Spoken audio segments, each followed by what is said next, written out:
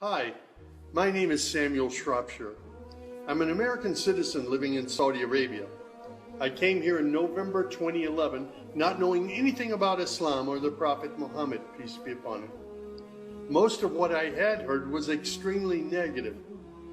In America, our news channels boosted their own-air ratings by regularly sensationalizing breaking news of terrorism. Every 30 minutes, one witnessed horrific scenes of bombings and bloodshed and murder, often one Muslim group fighting against another Muslim group. As killings and beheadings took place, there were always the shouts of Allahu Akbar, Allahu Akbar, God is great. I was invited here to Saudi Arabia by Safi Kaskas to work on what was known as the Q Project. Dr. Kaskas wanted to produce a new, easy-to-read American translation for the next generation of young Americans. Since I could not read or speak Arabic, I wasn't doing any translation work. I was simply invited here to check the English to make certain that this new interpretation of the Quran was easily understood. My work, of course, required that I read the Quran over and over again. Well, as you can imagine, having no knowledge of Islam, I had hundreds and hundreds of questions.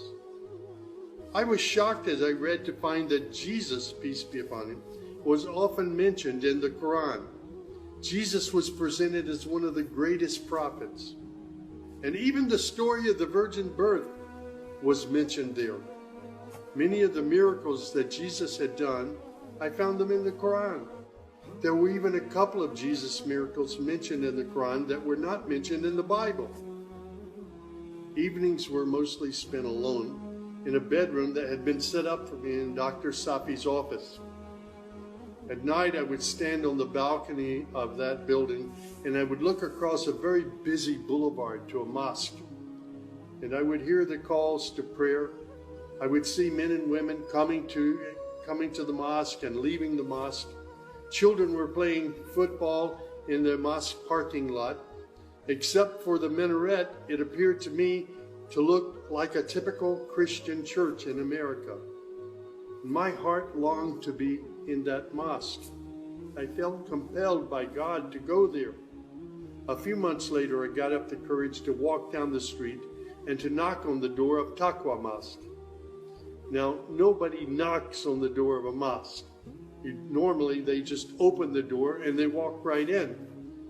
But I was not sure how I'd be received, so I stood there knocking until someone came to the door. That person simply said, "May I help you?" I said, "My name is Samuel. I'm a Christian from the United States.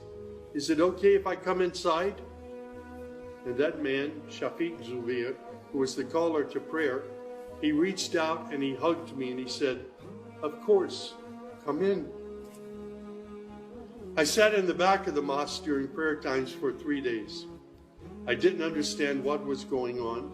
I saw men standing, bowing, putting their heads to the floor as the Imam led them in prayer. I had little knowledge about what was happening, but I felt God's presence in that mosque.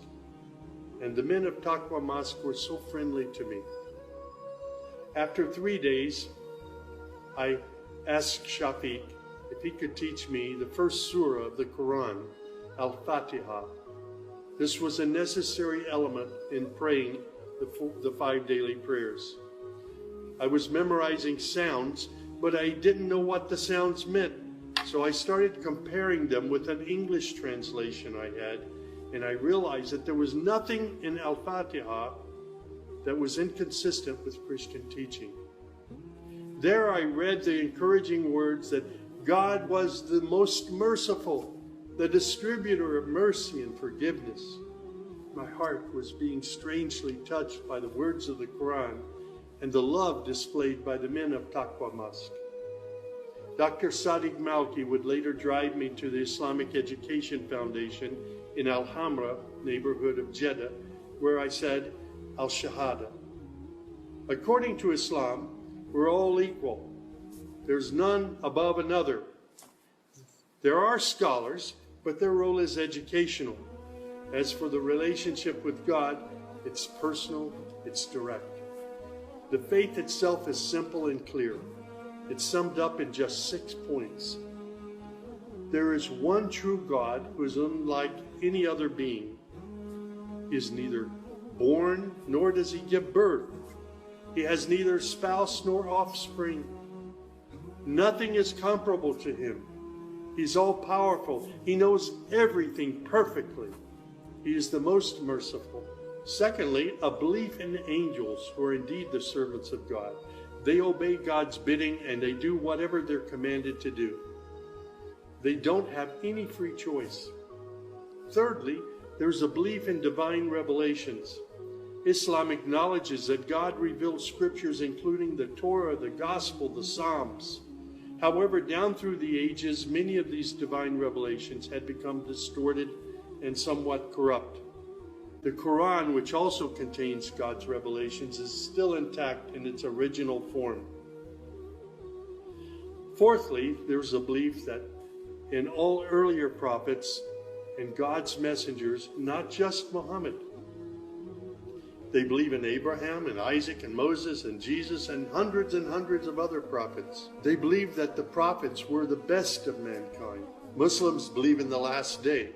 That's to say, this includes the belief in all that God and his messenger have told us about what happens after death, including recording of good and bad deeds, the resurrection and the gathering of all creatures, the reckoning that will take place on the great judgment day, the prophet's intercession, as well as heaven and hell. Man's ultimate aim will be to save himself on that day. Muslims believe in the divine destiny of predestination.